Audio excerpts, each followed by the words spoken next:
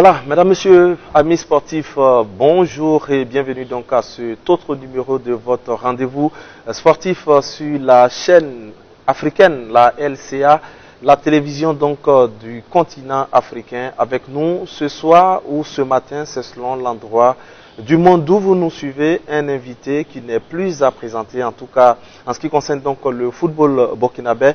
Youssouf Dem, ancien dirigeant donc de l'étoile filante de Ouagadougou, la reine des stades, qui nous fait le plaisir donc de passer dans les locaux de la LCA ce jour pour évoquer donc le football national, le football au Burkina Faso.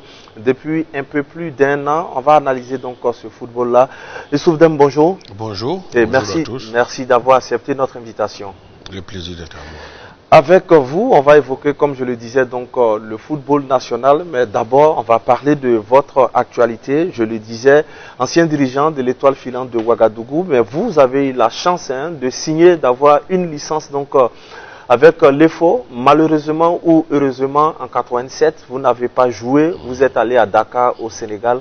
Alors, dites-nous, comment ça s'est passé? Tout le monde rêvait en son temps de jouer, bien sûr, à l'Étoile ou au Rail Club du Kadiogo ou même à l'Asfa Nirega, mais vous avez eu la licence et vous êtes parti hors du territoire. Comment ça se fait?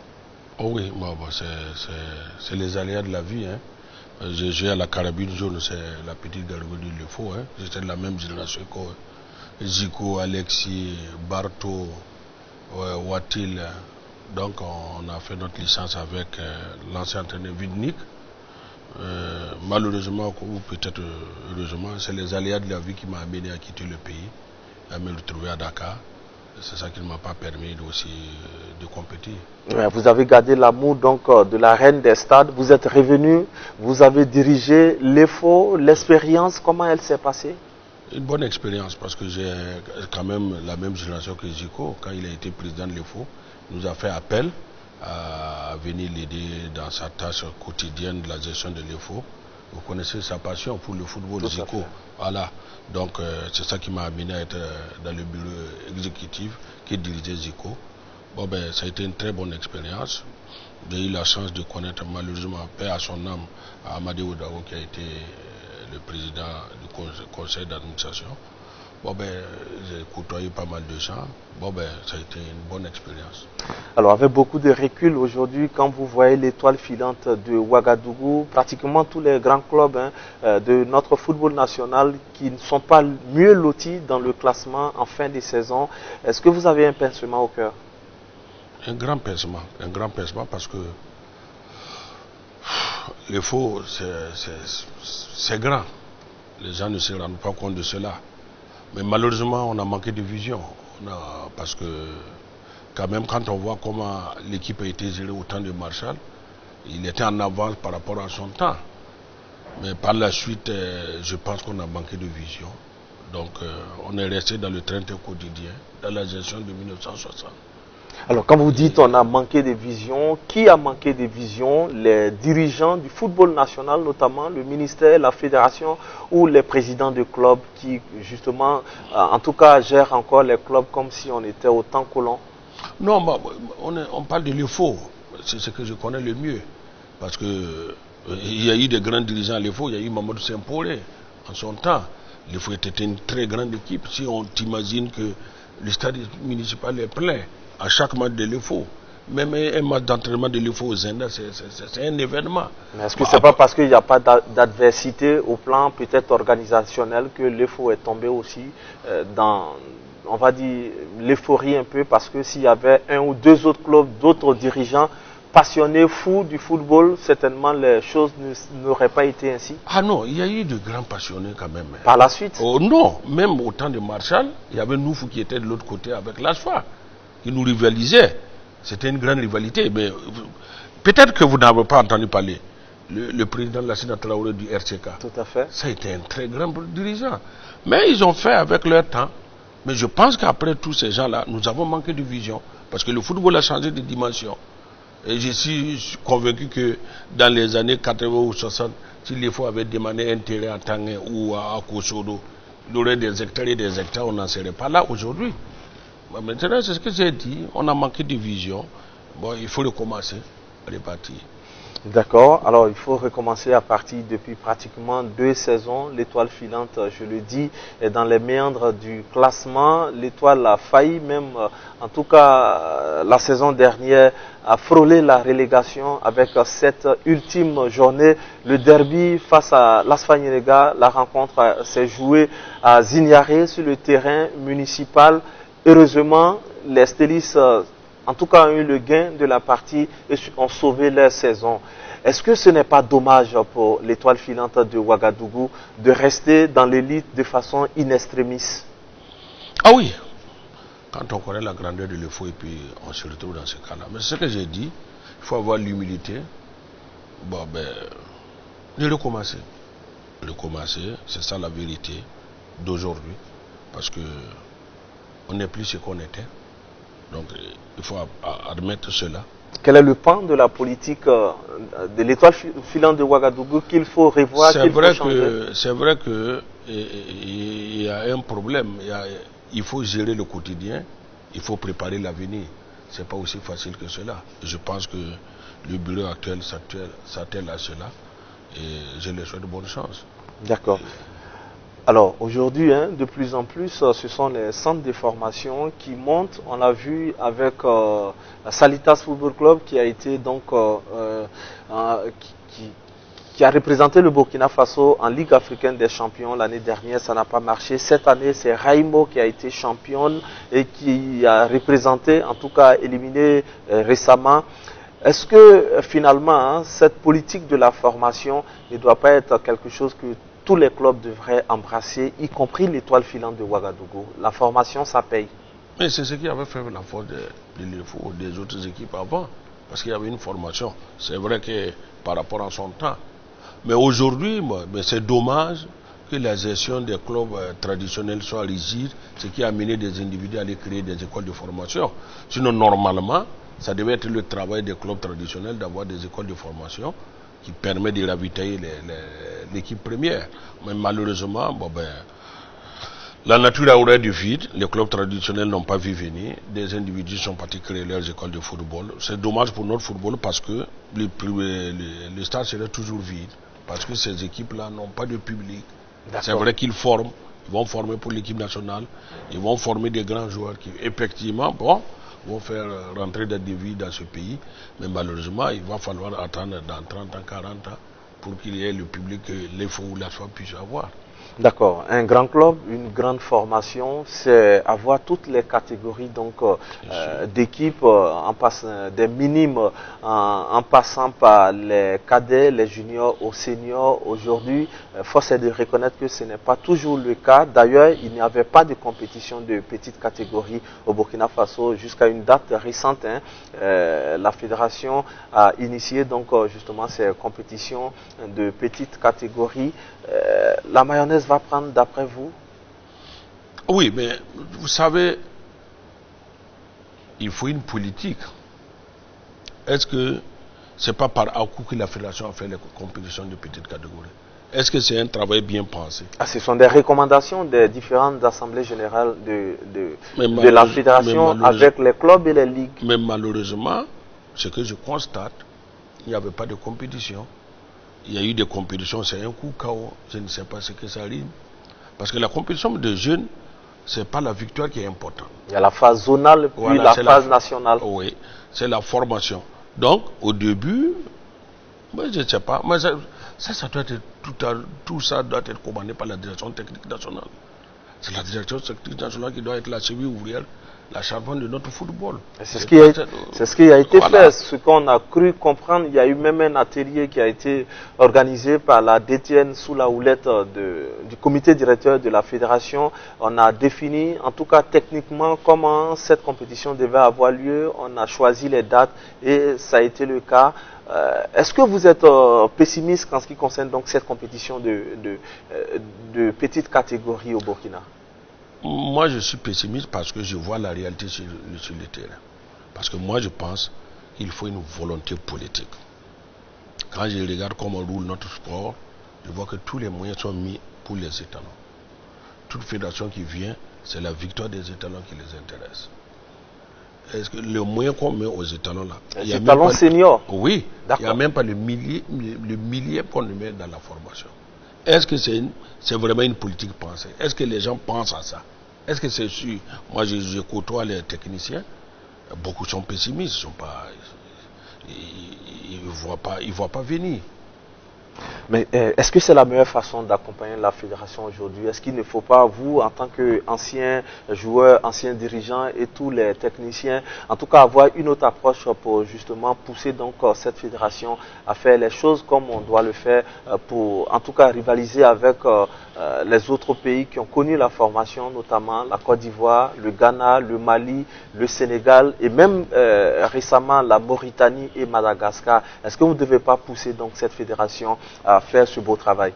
J'ai dit, quand on vient à la fédération, on a un programme. On a un programme, un projet pour notre pays. Et c'est ce que j'ai cru entendre, que même ce mandat du président était sous le signe de la formation. Mais malheureusement, je constate que c'est à la fin de son mandat qu'on lance la compétition de jeux. Il faut bien commencer. Ah oui, mais j'avais dit aussi qu'il y a un problème parce que je constate que la fédération coupe les subventions des clubs pour pouvoir financer la compétition des jeunes. Et je ne pense pas que c'est la meilleure solution. Ça veut dire que si tu as une politique, tu sais ce que tu veux. Je ne pense pas qu'ils comptaient la manière ils tentent les clubs de compter sur les subventions. Comment se fait-il que les subventions, c'est ça qu'on prend un pourcentage pour organiser. J'avais dit qu'au moment de dire que c'était sous sa mandature, c'était la formation, c'était pas pensé, on ne savait pas quels étaient les moyens qu'il fallait, quelle est l'organisation, etc. Parce que si on arrive à couper la subvention des clubs pour aller financer la petite catégorie, ça veut dire qu'il y a un problème. Qu'à cela ne tienne, hein, les compétitions de jeunes ont commencé de petites catégories. Peut-être que son successeur devrait poursuivre sur cette lancée et certainement si ce dernier, en tout cas, a les coudées franches, avoir les moyens ailleurs pour ne plus couper la subvention, si cela était avéré, comme vous le dites si bien. Ben, c'est tout le mal qu'on souhaite à notre football. Qu'on y pense, qu'on trouve des sponsors, etc. Et que la petite catégorie puisse évoluer. Mais quand tu vois des clubs où personne n'a de sponsors, tous les sponsors sont à la Fédé.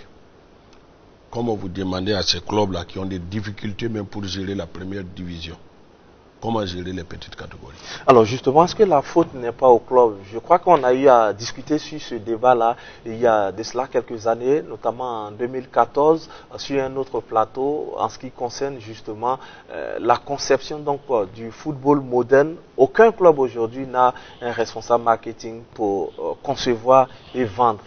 Est-ce que la faute n'est pas au club? C'est vrai, en partie, mais les fédérations aussi sont responsables. Parce que quand on dit que la fédération est là pour le développement du football dans le pays, elle n'est pas là pour la victoire des étalons seulement. La victoire des étalons ou la compétition des étalons, ce n'est que l'aboutissement de tout ce qu'on a préparé en bas. Donc, quand vous gérez un club, vous allez vous rendre compte que ce n'est pas aussi facile que ça. Tous les grands sponsors de ce pays-là ont été accaparés par la fédération. Aucun club n'a les moyens de gérer, aucun dirigeant n'a les moyens de gérer son club aujourd'hui. C'est vrai, tout le monde sait le problème d'organisation au niveau des clubs. Mais tout ça, ça peut s'aplanir. Est-ce que c'est pas un... s'aplanir, c'est-à-dire, d'accord, allez-y. La fédération peut initier des formations. La manière on forme les joueurs, la manière on forme les arbitres, la même manière, on peut former les dirigeants de club à tous les niveaux. Donc, je vais dire qu'il faut une grande politique de développement de notre football. Parce que dans le football, il y a tous les métiers. Tout à fait. Donc, je pense que chacun est responsable de ce qui est arrivé. Alors justement, je voudrais vous poser la question de savoir, est-ce que finalement c'est pas un faux procès qu'on fait à la fédération quand on sait qu'un club de football est une association comme toute autre association du quartier, au-delà de la subvention que donne la fédération et l'État dans les autres pays, aucune autre somme n'est donnée par la fédération, alors qu'ici on voit même que le ministère paye les salaires de certains joueurs jusqu'à un certain nombre. Est-ce que cela devait être le cas aujourd'hui quand on veut en tout cas être professionnel dans le football moderne, surtout quand on veut atteindre donc la professionnalisation de notre football? Est-ce que les choses devaient se passer ainsi? Oui, bon, vous savez, je suis d'accord avec vous. Mais dire que c'est un faux procès à la fédération, je ne pense pas. Parce que même la fédération vit des subsides, des subventions de la FIFA, de l'État. Comment la fédération peut en vouloir au club de compter que sur les subsides de l'État? Je pense qu'il faut s'asseoir sur la même table et discuter. Nous sommes dans un pays économiquement faible et comprendre comment peut-on faire pour que tout le monde gagne dans l'assiette. Sinon, c'est trop facile pour un dirigeant qui n'a jamais dirigé un club, qui va chercher les moyens. Quand tu es à la Fédé, tout c'est l'État qui donne et la FIFA. Et même quand tu parles de sponsor, c'est à cause du renom de l'équipe, c'est à cause de la nation que ces Fédé la donnent. Justement, ces sponsors ont besoin de visibilité. Voilà, non, c'est pas parce que la fédération est plus compétente que les dirigeants des clubs. De toute façon, la fédération n'est que l'émanation des dirigeants des clubs. Absolument. Tout le monde vient des clubs. Absolument. Donc c'est dit, il faut arrêter ce débat, d'en vouloir au club, de ne pas pouvoir chercher, et que c'est les membres de la fédération qui sont dynamiques. Voilà pourquoi. Non, je ne suis pas d'accord. Parce que la fédération aussi vit des subsides de l'État. Vous pensez que l'équipe nationale de France ou du Brésil, quand ils voyagent, c'est l'État français qui paye? C'est la fédération. Vous savez, prend en charge. Vous savez justement, tout comme moi, que la 3F, la Fédération française de football, est plus riche même que le ministère français. Voilà. Justement, c'est parce que la fédération dirigée par M. Noël Le Graët vont chercher l'argent au niveau des sponsors. Merci. Vous avez levé les pas du gars. J'avais dit qu'en réalité, notre fédération, si elle en veut au club là, elle devait s'en vouloir à elle-même. Elle aussi le vit des subsides de la FIFA, de l'État. Si c'est aussi vrai que c'est les sponsors qui gagnent, donc ils n'ont qu'à laisser les subsides de la FIFA et de l'État, on va voir. Moi, c'est dit, arrêtons ce débat. Toutes les fédérations bénéficient justement de l'aide de la FIFA, même la 3F. Ah non, moi je vous dis, la 3F vit de ses sponsors et de ses moyens. Les moyens qu'il a, on ne peut pas étaler ça aujourd'hui pour discuter sur ce débat-là. Parce que si c'est le football français, quand même, je suis beaucoup. Et j'ai vu beaucoup de présidents français, de fédérés français passer. J'ai dit ce débat est malsain. Parce que la fédération est l'émanation des clubs. Les dirigeants des fédérations ne sont pas venus ex nihilo. C'est des gens qui sont venus des clubs. Absolument. Donc, j'ai dit, c'est parce qu'ils sont à la bonne place. Les étalons, c'est l'État. Donc, les sponsors viennent d'eux-mêmes. Sinon, c'est pas parce qu'ils sont plus compétents que les dirigeants. Les dirigeants s'échinent. Il faut les féliciter plutôt. Parce que diriger un club, c'est pas facile. J'ai dit, diriger un club, par exemple, comme le FO ou l'ASFA, c'est différent de diriger, par exemple, l'AS Douane, ou l'USFA, ou je ne sais la police, ou on peut, voilà, où on peut demander à tous les membres de la corporation de contribuer quelque chose. Ça, c'est plus facile. Mais diriger l'USO ou aller diriger l'USCO de Banfora, c'est pas donné à n'importe qui. Donc moi je pense, félicitons ces gens-là, aidons-leur à avancer. Et si on peut les aider même à avoir des sponsors, aidons-leur à avoir des sponsors, au lieu de stigmatiser ces dirigeants-là et faire croire que c'est la fédération qui fait son travail. Non, je ne suis pas d'accord. D'accord. Alors, dernière question sur ce volet donc de notre entretien de ce jour. Finalement, je reviens encore, ce n'est pas pour faire le procès des dirigeants de clubs, mais finalement, on a comme l'impression que quand ils quittent leur club d'origine pour se retrouver au niveau de la fédération, ils oublient d'où ils viennent. Ça, c'est un vrai problème. Ce que vous dites est juste, mais malheureusement, c'est là on a mis la politique politicienne au niveau du football. c'est devenu des clans au lieu des clubs, parce que c'est des gens qui viennent de clubs. Bien sûr. Mais depuis un bon moment, c'est ce qu'on a constaté, il y a un groupuscule qui s'est accaparé la gestion de notre football national et qui n'entend pas voir quelqu'un d'autre là-bas, qui stigmatise les autres. Et moi, je suis le football burkinabé depuis 73 au minimum. J'ai jamais vu autant de divisions dans notre football que maintenant. Des gens sont diabolisés parce que seulement ils ont cherché à diriger la fédération. Mais on a vu ces mêmes personnes autour du président de la fédération à des cérémonies dire que nous sommes avec le président, il n'y a pas de palabre, ce sont les gens qui en parlent. Est-ce que ce n'est pas hypocrisie que ces personnes le font? C'est hypocrite, mon ami. Nous tous sommes au Burkina, on sait ce qui se passe. Est-ce que le président de la fédération les force à venir parler? Ah non, moi j'ai pas vu quelqu'un venir parler. J'ai pas vu. J'ai pas vu quelqu'un nominalement. Dites-moi qui est venu dire non.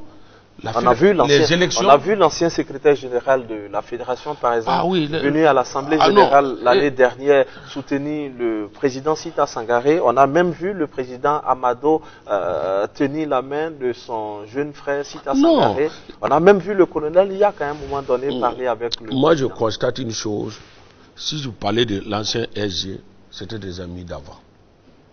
Il a cherché à être président, il a été diabolisé. De toute façon, même s'il est reparti, moi j'ai lu des textes tout de suite. Une interview du président de l'Oréal n'est pas attendre pour la vie d'eux. Je vous invite à le lire. Je vous invite à le lire. L'interview du président vis-à-vis de ceux qui ont cherché à diriger la fédération. Et l'ancien SG fait partie, même s'il est parti. Ça, c'est récent. Hein. Moi, je vous dis, je constate que notre pays est divisé. Il y a pas, je vais même plus loin. Il n'y a pas un club qui n'est pas divisé en deux. Sauf les clubs dirigés par un individu. Et ça, c'est un vrai problème. C'est un grand problème. On ne peut pas jouer dans cette atmosphère. Et il y a des gens, c'est la vie, tout passe. Chacun fait son expérience et laisse à l'autre. Donc, le football n'a pas commencé par eux, ça ne va pas finir par eux. Donc, il ne fait pas la peine de diviser les gens. D'accord. Voilà. En tout cas, amis téléspectateurs, si vous venez seulement et maintenant de nous prendre en marche, vous êtes à votre rendez-vous sportif sur la chaîne africaine, la LCA. Notre invité, Issoufou Dem, on l'appelle dans le milieu souvent, Issouf, très connu donc sur les différents stades du Burkina Faso, ancien joueur, ancien dirigeant de l'étoile filante de Ouagadougou. Et notre invité aujourd'hui, en tout cas pour analyser donc le football national. Alors, cher aîné, nous sommes pratiquement à moins d'un an, si vous voulez, à un an des élections au niveau donc de la fédération. D'après le colonel Sita Sangaré, le président de la fédération, ça sera son dernier mandat. On a vu lors de l'AG de Koudougou, en tout cas tout ce qui a été dit, tout ce qui s'est fait avec justement une armada de sécurité qui a été déployée. Est-ce que vous êtes inquiet pour l'élection à venir en 2020 au niveau de la fédération? Et comment vous la voyez, cette élection? Moi, je suis inquiet parce que ce que j'ai vu à Koudougou est révélateur de l'état d'esprit du président de la Fédération. Il y avait beaucoup d'esprit. Il fallait. Non, je ne suis pas d'accord. Je ne suis pas d'accord. Il n'y avait rien. Les gens prétendent à diriger, c'est tout. Des gens, ils ont voulu empêcher certains de leurs membres de parler. C'était ça seulement le problème. Dans le football, personne n'a une arme, rien d'autre. Les gens viennent pour voter. C'est la première fois que je vois l'élection du bureau fédéral dans cette atmosphère et de cette manière. Il y avait un représentant de la CAF. Bon, vous savez, laissez ces gens-là. Vous connaissez Abou Saraf du Bénin. Mon ami, il faut passer sur ça. Il ne faut pas me faire parler parce que ce monsieur, ce n'est pas la peine. Laisse tomber cette affaire. D'accord. D'accord. Alors, on va parler à présent donc des étalons seniors avec un nouvel encadrement, nouvel entraîneur naturellement, l'ancien coach, donc l'ancien entraîneur du Rai Club du Kadiogo, de l'AS Sonabel et de l'USFA récemment, Kamou Malo, officier de police aujourd'hui qui prend les destinées donc de l'élite de notre football. Comment vous avez accueilli cette nomination donc de Kamou Malo à la tête des étalons seniors? Bon, c'était pas ma position. Je le dis humblement. On a toujours clamé ici que les valeurs nationales devaient être promues. Je suis d'accord. Il y a eu des entraîneurs locaux dans le temps. Il y a eu Saboteur. Bien sûr. Qui a été diabolisé par la suite. Oui, mais on peut dire tout ce qu'on veut. Par le public sportif. C'est C'est l'ingratitude du football. On peut dire tout ce qu'on veut. Quand on parle de football au Burkina, Saboteur est premier. D'accord. On peut dire tout ce qu'on veut.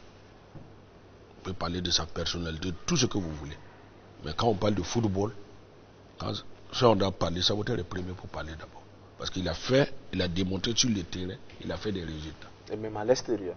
Ok. En Côte d'Ivoire, en Guinée, au Gabon. On a eu la chance d'avoir Bernard Bayala qui a été entraîneur aussi des étalons.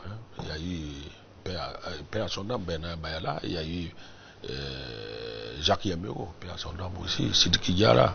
C'est vrai, ce n'est pas une première. Mais depuis longtemps, nous avons clamé qu'il faut prendre les meilleurs pour en faire des entraîneurs nationaux adjoints. Kabou Malo fait partie des meilleurs. Merci. Barrow, Oscar Barrow fait partie. Depuis des années, on en parle. Et, subitement, Kabou Malo est entraîneur national. Alors, selon le président, c'est une volonté politique. Ça veut dire certainement qu'il n'était pas pour ce choix. Alors, comment vous comprenez cette position? Non, je l'ai entendu dire plus tôt que depuis qu'il dirige, il savait qu'un jour ils allaient en faire un Burkinabé entraîneur national. Voilà pourquoi ils ont fait tous les entraîneurs adjoints des Occidentaux qui ont entraîné l'équipe nationale étaient des nationaux. Mais je ne trouve pas ça cohérent. Parce qu'entre vous et moi, Kamou Malo n'a jamais été entraîneur adjoint des étalons. Il n'a jamais été sélectionneur adjoint. Oscar Barrow. Est-ce que pour vous, ça va être difficile pour Kabou Malo à la tête des étalons seniors? Tu sais, le football, c'est le terrain seulement qui commande. On peut tout dire ici. Il peut venir, il fait des merveilles. Moi, je ne conteste pas sa compétence. Tous ceux qui fréquentent les stades au Burkina savent que Kabou Malo, c'est un très grand entraîneur.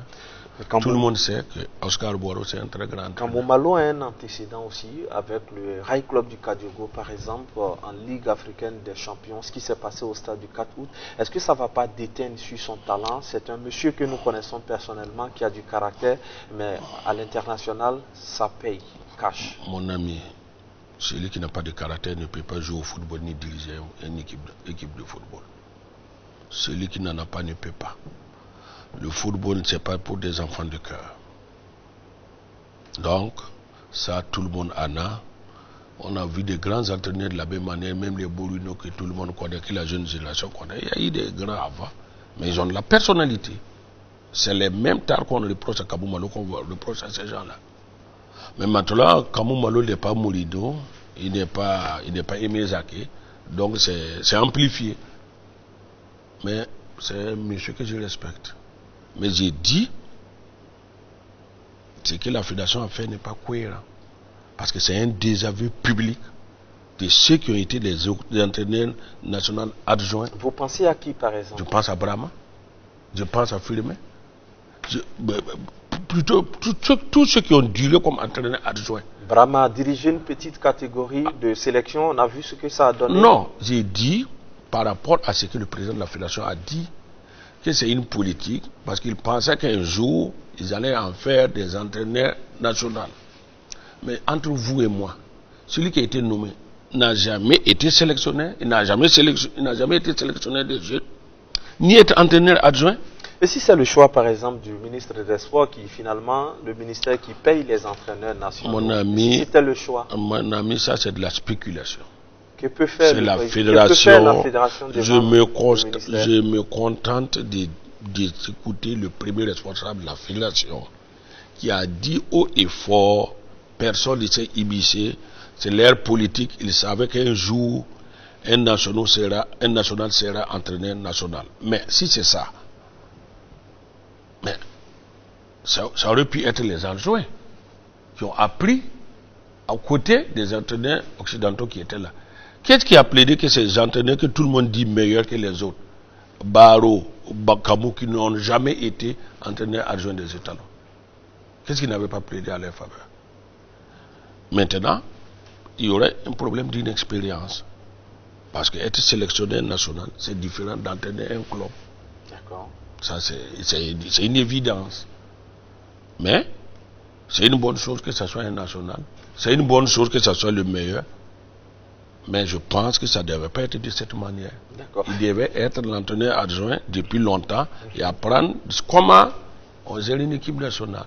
D'accord. Ça l'était plus facile. Certainement que le fait d'avoir dirigé des clubs qui ont goûté, certainement, en tout cas aux compétitions internationales, coupes africaines, a joué, a milité en faveur de Kambou Malo.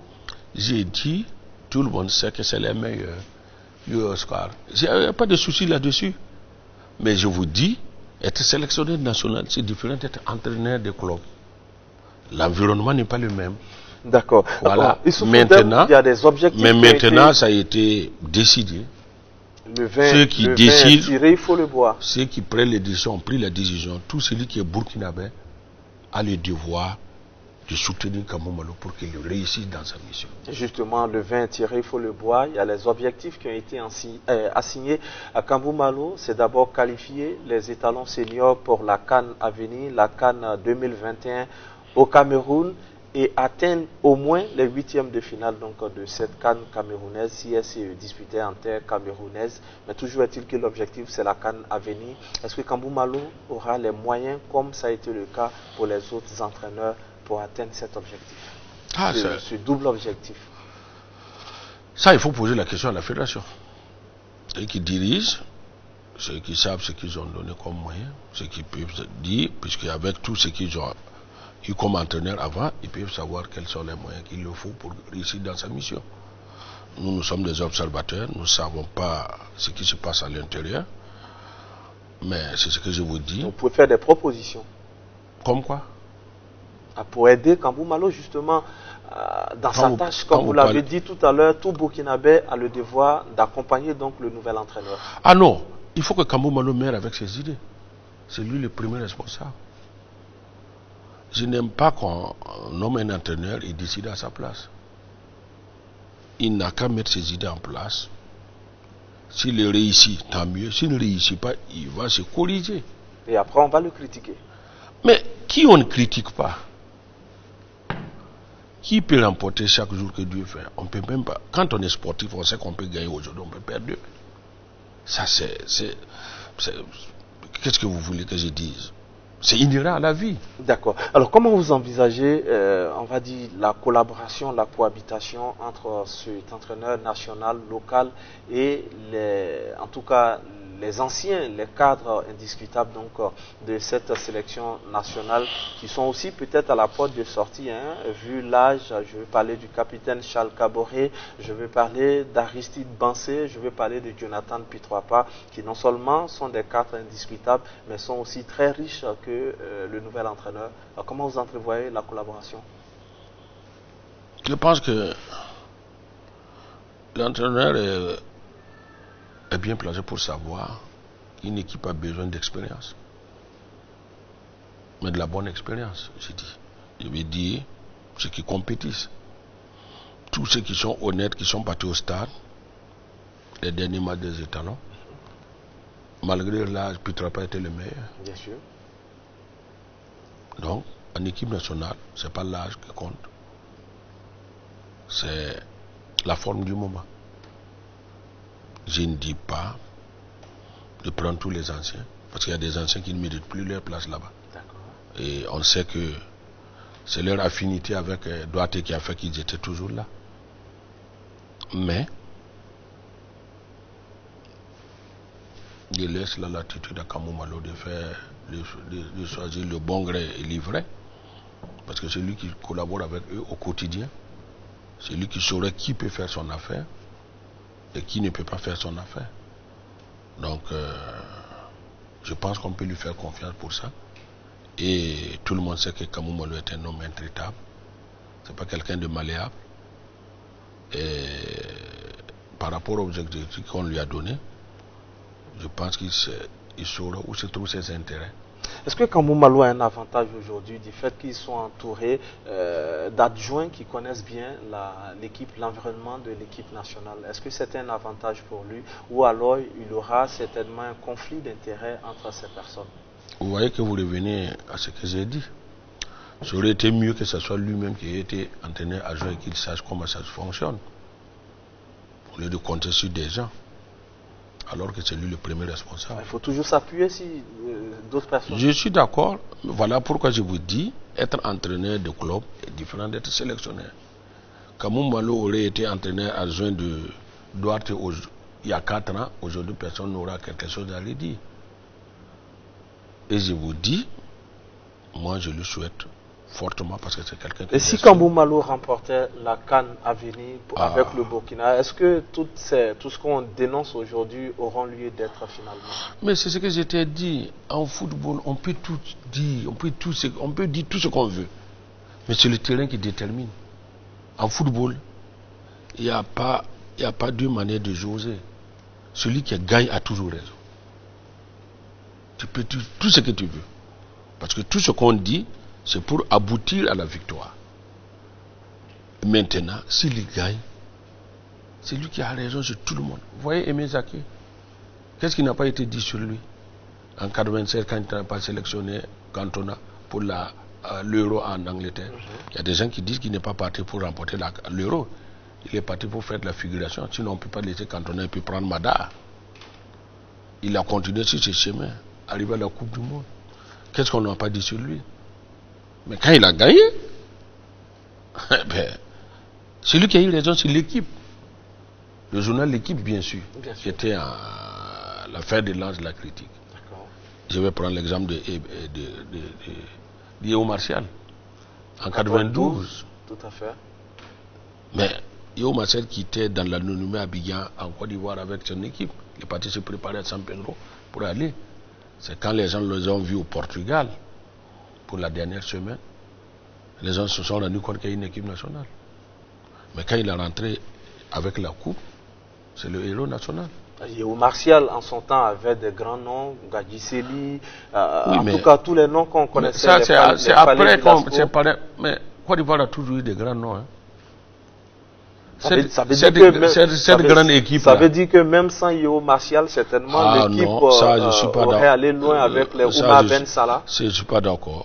L'équipe nationale de Côte d'Ivoire de 88 était meilleure que 92.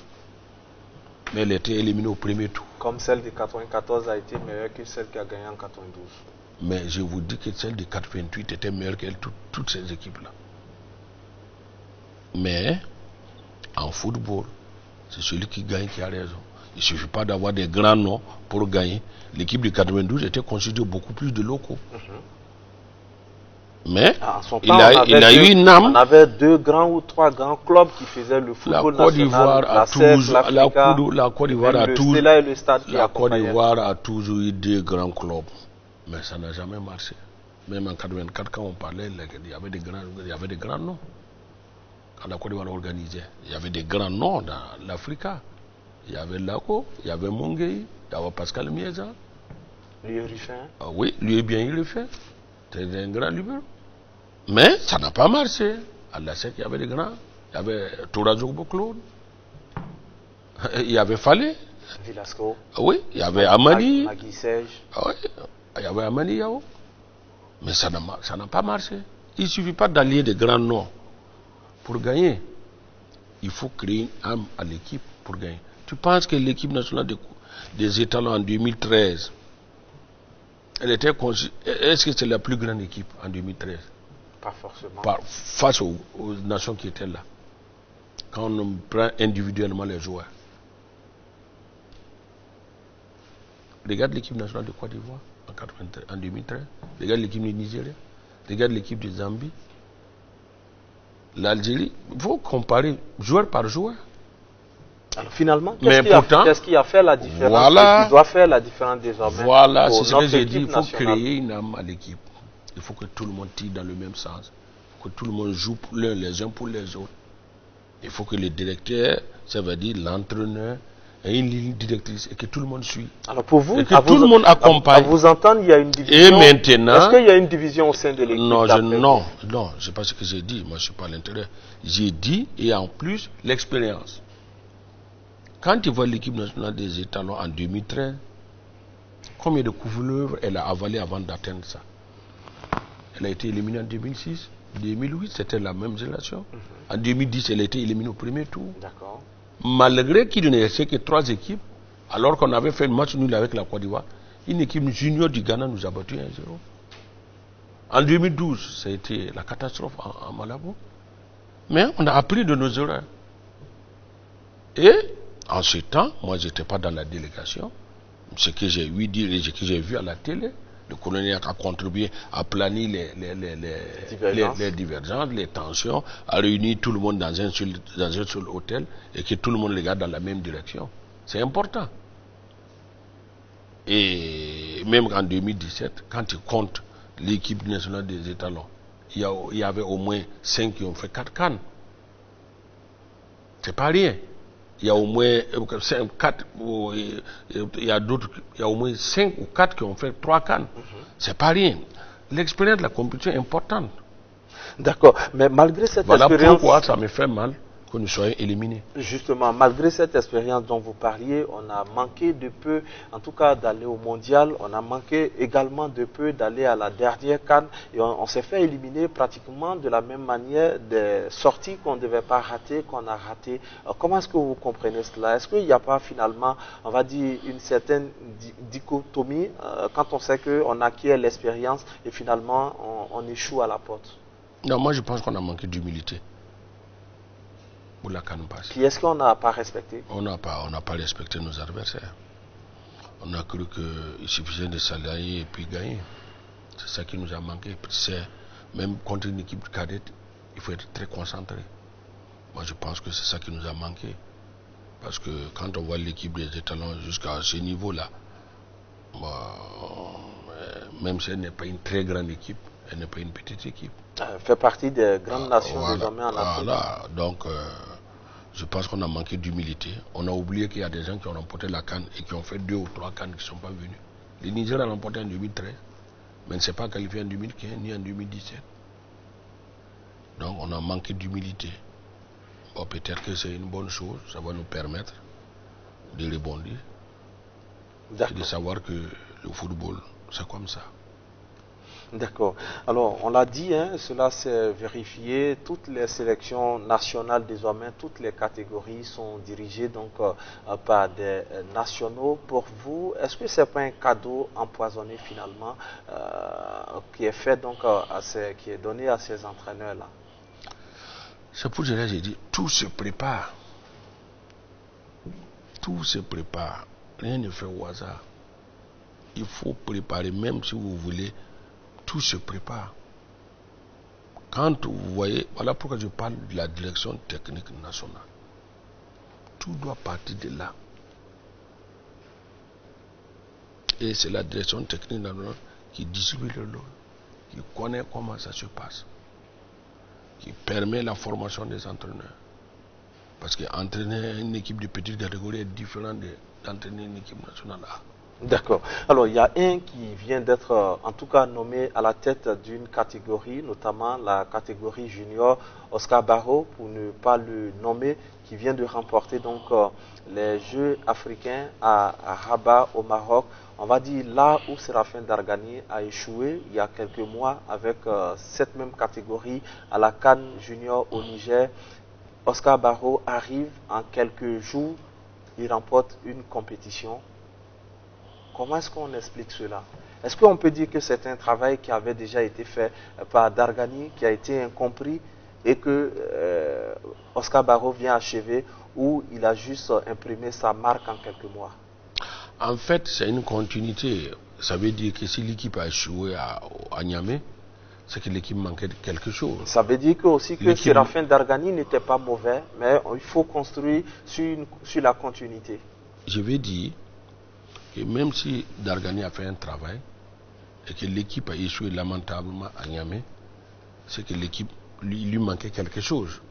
que Barrow a apporté. Est-ce que l'équipe était dans un bon environnement pour... Ça, je ne saurais répondre, parce que je n'étais pas à Niamey. Je ne sais pas ce qui s'est passé. À Maradi. Voilà, mais ce que je constate seulement, que l'équipe a échoué. Si une équipe échoue, ça veut dire qu'il y a quelque chose qui manque. Si elle gagne après, ça veut dire qu'on a appris de nos erreurs. Il y a quelque chose qui a été apporté. Donc, c'est une très bonne chose qu'on nous apprenons de nos erreurs. Et que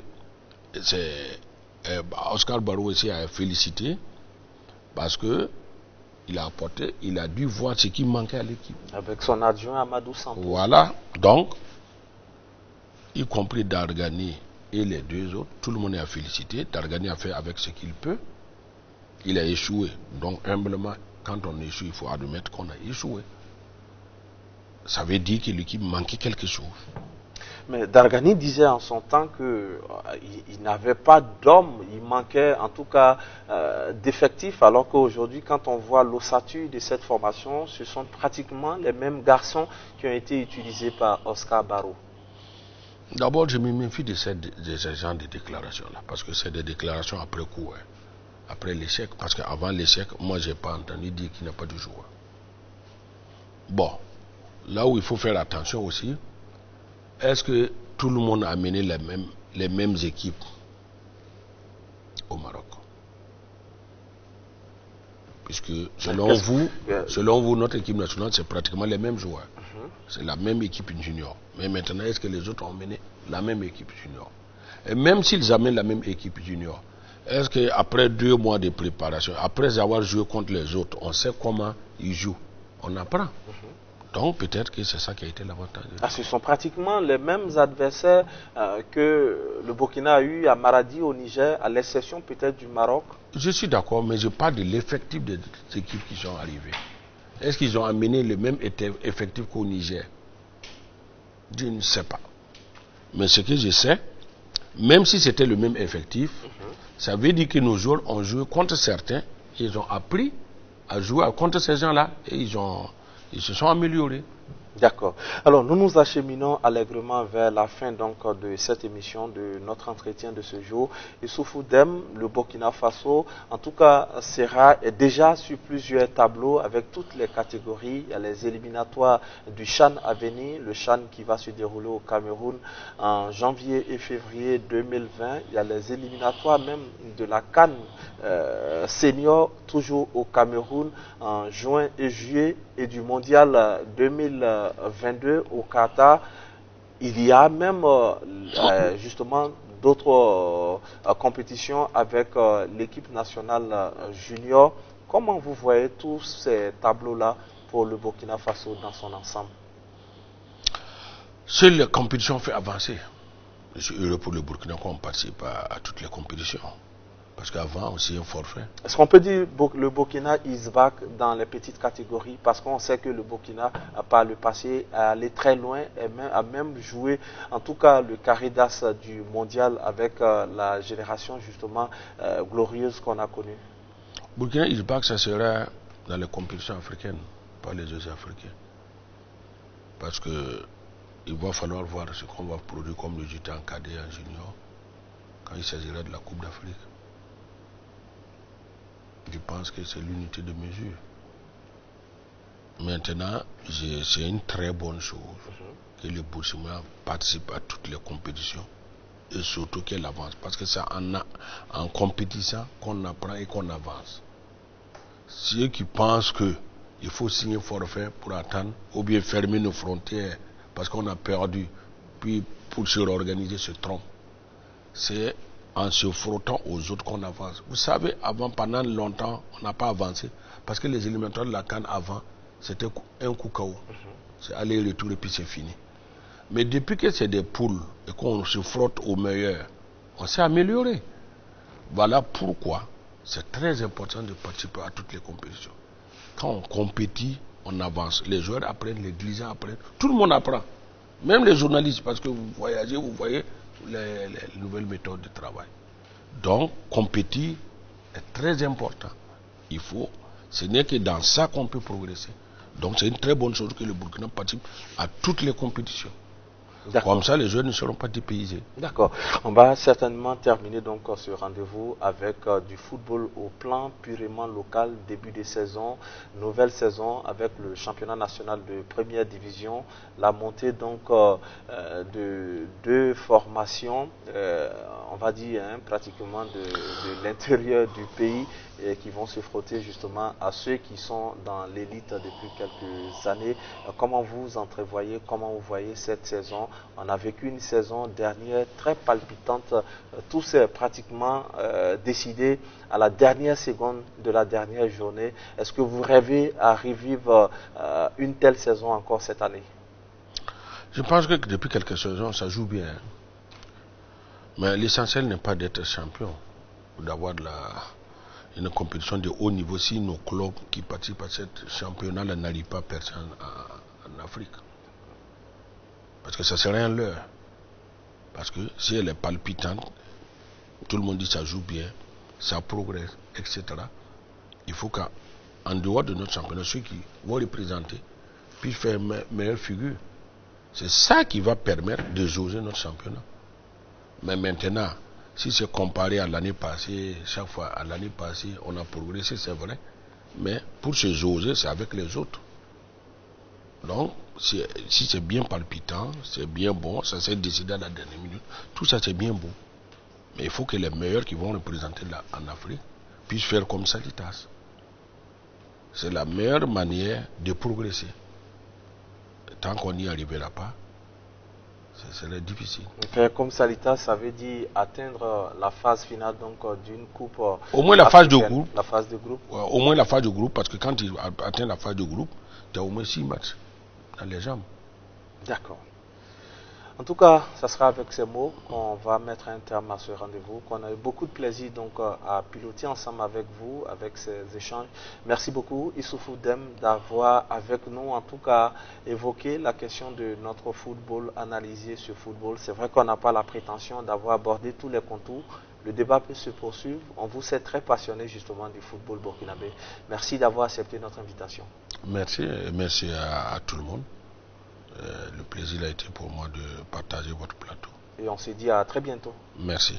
Voilà, madame, monsieur, amis téléspectateurs, merci d'avoir suivi donc ce rendez-vous. Merci d'être resté fidèle à la chaîne africaine, la LCA. On se donne rendez-vous à d'autres occasions pour parler encore de football et de loisirs sur notre télévision commune. Passez surtout un très bon moment en notre compagnie et on se dit à très bientôt.